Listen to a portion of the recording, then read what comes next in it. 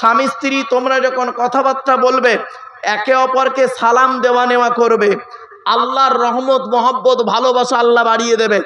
আল্লাহর নবী যখন বাড়ি থেকে বেরোতেন সালাম দিয়েই বেরোতেন, বাড়িতে যখন প্রবেশ করতেন সালাম দিয়েই প্রবেশ করতেন। এই সুন্নতটা যদি আমাদের মধ্যে থাকতো তাহলে স্বামী স্ত্রীর ঝামেলা আর বেশি বাড়তো না। 2 নম্বরে নবীজি বললেন, এই স্বামীরা তোমরা তোমাদের স্ত্রীদেরকে এই শিক্ষা দেবে তারা যেন কোনোদিন কাবা শরীফের দিকে মুখ করে কোনোদিন থুতু যেন না ফেলে। কাবা শরীফের দিকে মুখ করে কোনোদিন থুতু যেন না ফেলে। 3 নম্বরে বলা হলো তোমরা তোমাদের স্ত্রীদেরকে এই শিক্ষা দেবে তারা যেন কোনোদিন কাবা শরীফের দিকে মুখ করে পেশাব পায়খানা যেন না ফেরে। 4 নম্বরে বলা হলো তোমরা তোমাদের স্ত্রীদেরকে এই শিক্ষা দেবে তারা যেন কোনোদিন কাবা শরীফের পেছন ফিরে যেন পেশাব পায়খানা যেন না ফেরে। 5 নম্বরে বলা হলো তোমরা তোমাদের স্ত্রীদেরকে এই শিক্ষা দেবে তারা যেন কোনোদিন গোসলখানায় পেশাব যেন না ফেরে। 6 নম্বরে বলা হলো তোমরা তোমাদের স্ত্রীদেরকে এই শিক্ষা দেবে তারা যেন কোনোদিন গোসলখানায় উলঙ্গ অবস্থায় গোসল যেন না করে। তারপরে বলা হলো তোমরা তোমাদের স্ত্রীদেরকে এই শিক্ষা দেবে তারা যেন কোনোদিন হাতের চুড়ি, কি বলেন আপনারা, চুড়ি হাতের চুড়ি তারা যেন কোনোদিন দুটো ব্যবহার যেন না করে। এই মা বোনেরা ভালো করে শুনে নিন, আপনি এক হাতে একটা চুড়ি পরবেন, এক হাতে 2, 3, 4 চুড়ি পরা আপনার জন্য নিষেধ আছে। আল্লাহর নবী বলেছেন, আমারে ভুল বুঝবেন না। এরপরে বলা হয়েছে এই স্বামীরা তোমরা তোমাদের স্ত্রীদেরকে এই শিক্ষা দেবে তারা যেন কোনোদিন মাথার বালিশ তারা যেন কোনোদিন দুটো ব্যবহার যেন না করে। স্বামী স্ত্রী যখন ঘুমাবে একটি মাত্র লম্বা বালিশে মাথা রেখে ঘুমাবে। স্বামী স্ত্রী যদি এক বালিশে মাথা রেখে ঘুমায় আল্লাহর রহমত মহব্বত ভালোবাসা আল্লাহ বাড়িয়ে দেবে। ছোট্ট একটি উদাহরণ দিচ্ছি আপনাদেরকে। আপনি আপনার মেয়েকে বিবাহ দিয়েছেন, মেয়েকে শ্বশুর বাড়ি পাঠিয়েছেন, আর নবীজি তার মেয়ে ছোট মেয়ে ফাতেমাকে শ্বশুর বাড়ি পাঠিয়েছিলেন। আপনি আপনার মেয়েকে যখন শ্বশুর বাড়ি পাঠিয়েছেন কি কি দিয়েছিলেন, কি কি বলেছিলেন? আর নবীজি তার মেয়েকে শ্বশুর বাড়ি পাঠিয়েছিলেন কি কি দিয়েছিলেন, কি কি বলেছিলেন? দয়া করে একটু শুনে যান।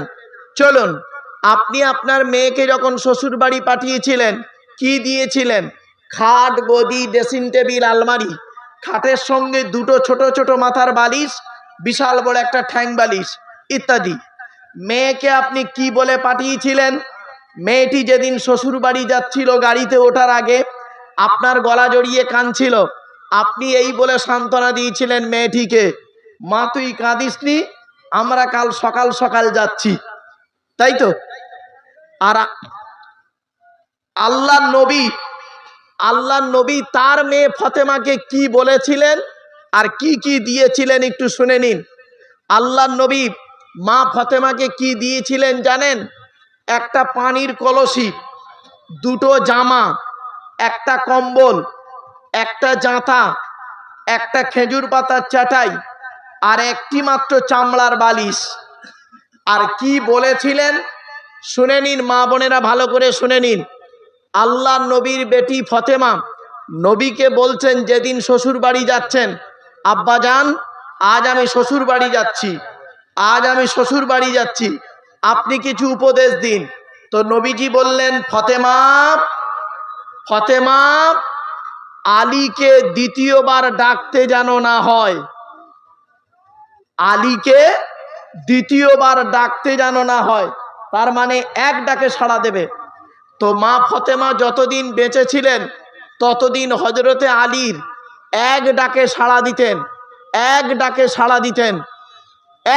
সাড়া দিতেন। একদিনের একটি ছোট্ট ঘটনা আপনাদের বললে বুঝতে পারবেন। হযরতে আলী রাদিয়াল্লাহু তাআলা আনহু নবীর দরবার থেকে বাড়ি এসেছেন, রাত হয়ে গেছে। কি করেছেন উনি? দরজায় এসে কড়াটা আস্তে করে নাড়া দিয়ে ফাতেমা বলে ডেকেছেন। সঙ্গে সঙ্গে ফাতেমা লাব্বাইক বলে দরজা খুলে দিয়েছে। হযরত আলী রাদিয়াল্লাহু তাআলা আনহু বললেন, ফাতেমা, আমার জন্য তোমার রাত জাগতে হবে না, হাসান হোসাইনকে খাইয়ে তুমি নিজে খেয়ে নিয়ে ঘুমিয়ে পড়বে, আমি এসে খাওয়া দাওয়া করে ঘুমিয়ে পড়ব। মা ফাতেমা সেদিন বলেছিলেন, এটা হলো আমার মায়ের স্বভাব, বাপের অর্ডার। মায়ের স্বভাব, বাপের অর্ডার। কিরকম? তখন হযরত আলী জিজ্ঞাসা করলেন, মায়ের স্বভাবটা কি একটু বলো। তখন মা ফাতেমা বলছেন, আমরা হলাম 4 বোন, জয়নাব, রুকাইয়া, উম্মে কুলসুম, আমি হলাম ফাতেমা। আমার মা খাদিজাকে আমি দেখেছি, আমার মা খাদিজাকে দেখেছি আমাদের 4 বোনকে খাইয়ে শুইয়ে দিয়ে আমার মা খাদিজা প্রতিদিন দরজা লাগিয়ে হেলান দিয়ে দাঁড়িয়ে দাঁড়িয়ে কোরআন তেলাওয়াত করতেন। আমার আব্বাজান যত রাত হোক না কেন বাড়ি আসতেন, এসে যদি একবার খাদিজা বলে ডাকতেন, লাব্বাইক ইয়া রাসূলুল্লাহ বলে দরজা খুলে দিতেন। এই অভ্যাসটা আমি আমার মায়ের থেকে শিখে নিয়েছি। কেমন মা বুঝলেন? কেমন মার কেমন মেয়ে। আর আপনি কেমন মা কেমন মেয়ে হয়েছেন একটু ভাবুন। এবারে আলী জিজ্ঞাসা করছেন যে বাপের অর্ডারটা কি? বাপের অর্ডারটা কি? বলছে, যেদিন আমি আপনার বাড়ি আসি সেদিন আমি আমার বাপকে বললাম, আব্বাজান, আজকে আমি স্বামীর বাড়ি যাচ্ছি, আপনি কিছু উপদেশ দিন। তখন আমার আব্বাজান বললেন, ফাতেমা, আলীকে দ্বিতীয়বার ডাকতে যেন না হয়, তার মানে এক ডাকে সাড়া দেবে। তো আমি মরণ পর্যন্ত আপনার এক ডাকে সাড়া দিয়ে যাব। আপনি কেমন মেয়ে জন্ম দিয়েছেন, আপনার জামাইকে আপনার মেয়ে কষ্ট দেয়, আর আপনি আবার আপনার মেয়ের কথা শুনে জামাইয়ের বিরুদ্ধে হরিশ্চন্দ্রপুর থানায় গিয়ে বধূ নির্যাতন কেস করেন। ঠিক না ঠিক? বাড়ি থেকে ভাববেন, বাড়িতে গিয়ে ভাববেন আমার এই কথাগুলো। 1 নম্বরে বলা হয়েছে স্বামী হিসাবে কতটা দায়িত্ব পালন করেছেন, স্বামী হিসাবে কতটা দায়িত্ব পালন করেছেন, বাড়ি থেকে ভাববেন। এরপরে বলা হয়েছে, এই স্বামীরা, তোমরা যেমন খাবে স্ত্রীদের তেমন খাওয়াবে, তোমরা যেমন পড়বে স্ত্রীদের তেমন পড়াবে। এই স্বামীরা, তোমরা স্ত্রীদের মাঝে মাঝে বেড়াতে নিয়ে যাবে। এরপরে বলা হয়েছে, তোমরা তোমাদের স্ত্রীদের কাজের সহযোগিতা করবে, আরো অনেক কথা। এরপরে বলা হয়েছে, রাসূলুল্লাহ বলেছেন, তোমরা তোমাদের স্ত্রীদেরকে নামাজের শিক্ষা দেবে, তুমিও নামাজ পড়বে, স্ত্রীদেরকেও নামাজ পড়ানোর আদেশ করবে, ছেলে মেয়েদেরকে নামাজ পড়ানোর আদেশ করবে। নামাজ কারোর জন্য মাপ নাই, বিশেষ ব্যক্তি বিশেষ কারণ ছাড়া। সেজন্য আমি আপনাদেরকে বলে যাচ্ছি, নামাজ আপনাকে পড়তেই হবে, আমাকে পড়তেই হবে। আর সেই নামাজ পড়ার জন্য যে ঘরটা হয় তার নাম হলো মসজিদ। সেই মসজিদের কালেকশনের জন্য এই জলসা দেওয়া হয়েছে, এই জলসা দেওয়া হয়েছে মসজিদের কালেকশনের জন্য। তাই আমি আপনাদেরকে অনুরোধ করে বলে যাচ্ছি, এই 10টা দিক আপনি ঠিক রাখুন। 1 নম্বর পয়েন্ট, স্বামী হিসাবে কতটা দায়িত্ব পালন করেছেন।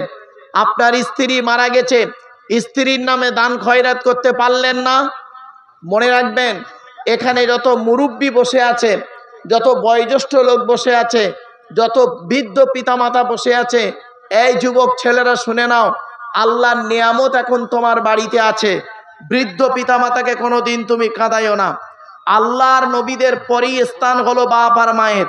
সুতরাং তুমি বাম্মার প্রতি কি দায়িত্ব পালন করেছো, তোমাকে কিয়ামতের মাঠে ধরা হবে। 1 নাম্বার হলো স্বামী হিসাবে কতটা দায়িত্ব পালন করেছো। 2 নাম্বার হলো পিতা হিসাবে কতটা দায়িত্ব পালন করেছো, ছেলে মেয়ের হক আদায় করেছো। 3 নাম্বার হলো ছেলে হিসাবে কতটা দায়িত্ব পালন করেছো, পিতামাতার সেবা যত্ন করেছো। 4 নাম্বার হলো ভাই হিসাবে কতটা দায়িত্ব পালন করেছো, ভাইয়ের হক আদায় করেছো। 5 নাম্বার হলো চাচা হিসাবে কতটা দায়িত্ব পালন করেছো। চাচা, বাপ মারা গেছে, চাচা বেঁচে আছে, ছোট ছোট ভাইপোদের সম্পত্তি নিজের নামে রেকর্ড করে বসে আছো, তুমি আবার বলো আমি একজন নামাজি মুসল্লি। খবরদার, বলার আগে 10 বার চিন্তা করো। 6 নাম্বার হলো দুলাভাই হিসাবে বা বোনাই হিসাবে কতটা দায়িত্ব পালন করেছো? 6 ক খ, কতে বলা হয়েছে বোনাই বা দুলাভাই হিসাবে কতটা দায়িত্ব পালন করেছো, আর খতে বলা হয়েছে দেওর হিসাবে কতটা দায়িত্ব পালন করেছো। দেওর, দেবর। মা বোনেরা ভালো করে শুনে নিন, আল্লাহর নবীর কাছে একদিন মহিলারা এসেছেন। মহিলারা এসে বলছেন, ইয়া রাসূল আল্লাহ, আমরা পৃথিবীতে কাকে বেশি ভয় করব? নবীজি বললেন, শোনো, তোমরা পৃথিবীতে মৃত্যুর মতো ভয় করবে একজন ব্যক্তিকে। সেটা কে? সেটা হলো তোমাদের দেবর। দেবর স্বামীর পরেরটাকে বলা হয়। দেবর থেকে তোমরা দূরে সরে থাকবে। তাই আমি অনুরোধ করব মা বোনদেরকে, দেওর থেকে দূরে সরে থাকুন। এরপরে আসছি 7 নাম্বার। 7 নম্বরে বলা হয়েছে খালু হিসাবে কতটা দায়িত্ব পালন করেছো। আর জামাইবাবু, ফুপুর বর, ফুপুর বর, ফুপা হিসাবে, জামাইবাবু হিসাবে কতটা দায়িত্ব পালন করেছো। 8 নম্বরে বলা হয়েছে মামা হিসাবে কতটা দায়িত্ব পালন করেছো। মামা হিসাবে তুমি যে একজন মামা, তুমি কতটা দায়িত্ব পালন করেছো। তোমার ঈদের সময় তুমি তোমার ছেলে মেয়েকে কাপড় কিনে দিবে, আর বোনটা, বোনাইটা মারা গেছে, দুলাভাই মারা গেছে, বোনের বাচ্চার প্রতি তুমি দেখলে না। তোমাকে এ দায়িত্ব কিয়ামতের মাঠে তোমাকে নিতে হবে, এটা মনে রেখো। 9 নাম্বার হলো দাদু হিসাবে কতটা দায়িত্ব পালন করেছেন। এখানে অনেক দাদু বসে আছে, অনেক দাদু বসে আছেন। এখানে কতটা দায়িত্ব পালন করেছেন। বাপের 4টে ছেলে, বড় ছেলেটা প্রচুর টাকা ইনকাম করে, তার ছেলেকে আপনি বেশি খাবার কিনে দেন, আর ছোট ছেলেটা গরিব, টোটো চালায়, তার ছেলেকে আপনি কিছুই কিনে দেন না।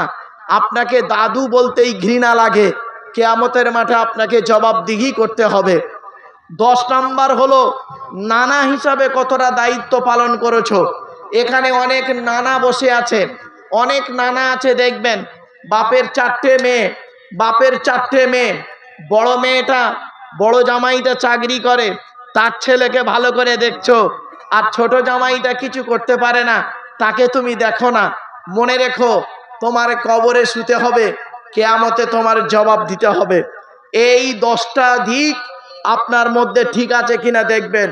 1 নাম্বার, স্বামী হিসাবে কতটা দায়িত্ব পালন করেছেন পৃথিবীতে। 2 নাম্বার, পিতা হিসাবে পৃথিবীতে কতটা দায়িত্ব পালন করেছেন। 3 নাম্বার, ছেলে হিসাবে পৃথিবীতে কতটা দায়িত্ব পালন করেছেন। 4 নাম্বার, ভাই হিসাবে পৃথিবীতে কতটা দায়িত্ব পালন করেছেন। 5 নাম্বার, চাচা হিসাবে পৃথিবীতে কতটা দায়িত্ব পালন করেছেন। 6 নাম্বার, দুলাভাই বা দেবর হিসাবে কতটা দায়িত্ব পালন করেছেন। 7 নাম্বার, খালু বা জামাইবাবু হিসাবে কতটা দায়িত্ব পালন করেছেন। 8 নাম্বার, মামা হিসাবে কতটা দায়িত্ব পালন করেছেন। 9 নাম্বার, দাদু হিসাবে কতটা দায়িত্ব পালন করেছেন। 10 নাম্বার, নানা হিসাবে কতটা দায়িত্ব পালন করেছেন। এজন্য আমি আপনাদেরকে অনুরোধ করে বলি, বাপ মারা গেছে, ভাই মারা গেছে, চাচা চলে গেছে, আত্মীয় স্বজন চলে গেছে, আপনি তাদের জন্য কি করতে পেরেছেন? আল্লাহ পাক কোরআনে বলেছেন, আল্লাযীনা ইউনফিকুনা আমওয়ালাহুম বিল-লাইলি ওয়ান-নাহারি সিররাম ওয়া আলানিয়াতান ফালাহুম আজরুহুম ইনদা রাব্বিহিম ওয়ালা খাউফুন আলাইহিম ওয়ালা হুম ইয়াহজানুন। আল্লাহ পাক বলেছেন 3 নম্বর পারার 5 নম্বর পৃষ্ঠার একেবারে 13, 14, 15 নম্বর লাইন, সূরার নাম সূরা বাকারার মধ্যে আল্লাহ পাক বলে দিয়েছেন কি, যারা নাকি টাকা পয়সা ধন সম্পদগুলোকে আল্লাহ রাস্তায় ব্যয় করে, রাতের বেলা দান করে, দিনের বেলা দান করে, গোপনে দান করে, প্রকাশ্যে দান করে, ফালাকুম আজরুহুম ইনদা রাব্বিহিম, তাদের জন্য রয়েছে আমার কাছে উত্তম বদলা। লা খাউফুন আলাইহিম ওয়ালা হুম ইয়াহজানুন, তাদের কোনো ভয় নাই, তাদের কোনো চিন্তা নাই।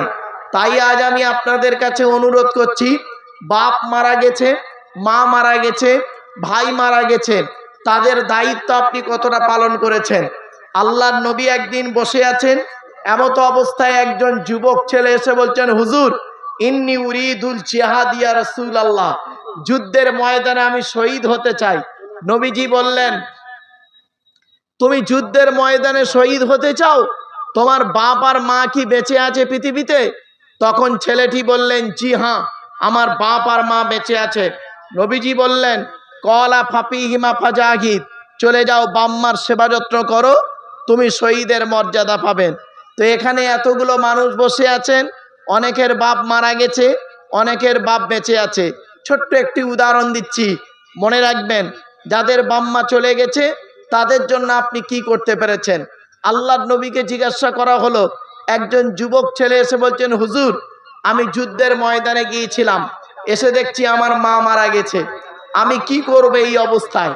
আল্লাহর নবী বললেন, তুমি তোমার মায়ের জন্য দান খয়রাত করো, আর তুমি তোমার মায়ের জন্য রুহে মাগফিরাতের দোয়া চাও, তোমার মা কবরে শুয়ে শুয়ে সওয়াব পাবে।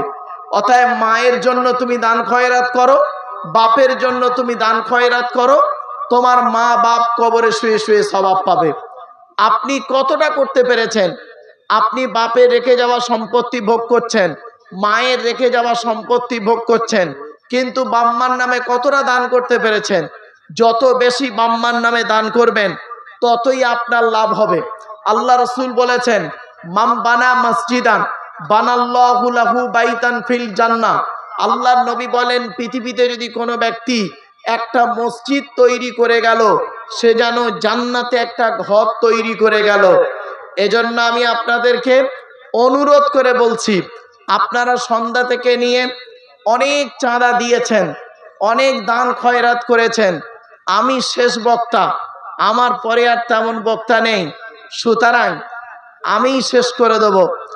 সভাপতি সাহেব ঘোষণা করে দেবেন, তার আগে আমি আপনাদের কাছে একটু ভিক্ষা চাইব আল্লাহর ঘরের জন্য। আমি অন্য কোনো স্বার্থে চাইনি, আপনাদের জন্য, আল্লাহর ঘরের জন্য আপনাদের কাছে একটু ভিক্ষা চাইব। এটা কেন? আমার আগের মৌলানা সাহেব ভাই, তিনি কালেকশন যথেষ্ট করেছেন, তা আমি অধম গুনাহগার, এত দূর থেকে এসেছি, মুসাফির মানুষ। আল্লাহর নবী বলেছেন, তিন ব্যক্তির দোয়া আল্লাহর দরবারে কবুল হয়।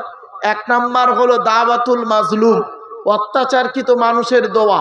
কোনো স্বামী যদি তার স্ত্রীর উপরে অন্যায়ভাবে অত্যাচার করে, ওই স্ত্রী যদি বলে, খোদা গো আমি অন্যায় করিনি, আমার স্বামী আমার উপরে নির্মমভাবে অত্যাচার করছে, আল্লাহর তরফ থেকে গজব পড়বে।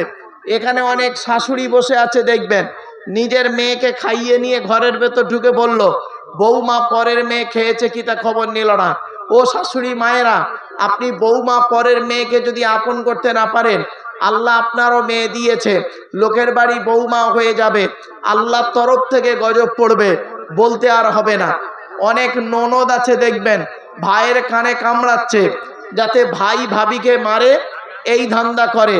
ও যুবতী বোনেরা শুনে নাও, ঘুঁটে পড়ে গোবর হাসে, ঘুঁটে বলে তোরও একদিন আছে। তুমি ভাবি পরের মেয়েকে যদি আপন করতে না পারো, তোমাকেও একদিন লোকের বাড়ি ভাবি হয়ে যেতে হবে, আল্লাহর তরফ থেকে গজব পড়বে। অনেক বৌমাও আছে, দেখবেন ডেঞ্জার, স্বামীর ইনকাম বেশি, স্বামীটাকে নিয়ে, ছেলেটাকে মেয়েটাকে নিয়ে খালি আলাদা খাবার ধান্দা করে। একই দেয়ালের এপারে স্বামী স্ত্রী ছেলে মেয়েকে নিয়ে মুরগির মাংস দিয়ে ভাত খায়, আর দেয়ালের ওপারে শ্বশুর শাশুড়ি আলু ভর্তা ডাল খায়। ওই বৌমার একটু বিবেকে বাঁধলো না, আজকের যদি আমার বাম্মা থাকতো, আমি গোপনে এক পিয়ালা তরকারি দিয়ে আসতাম।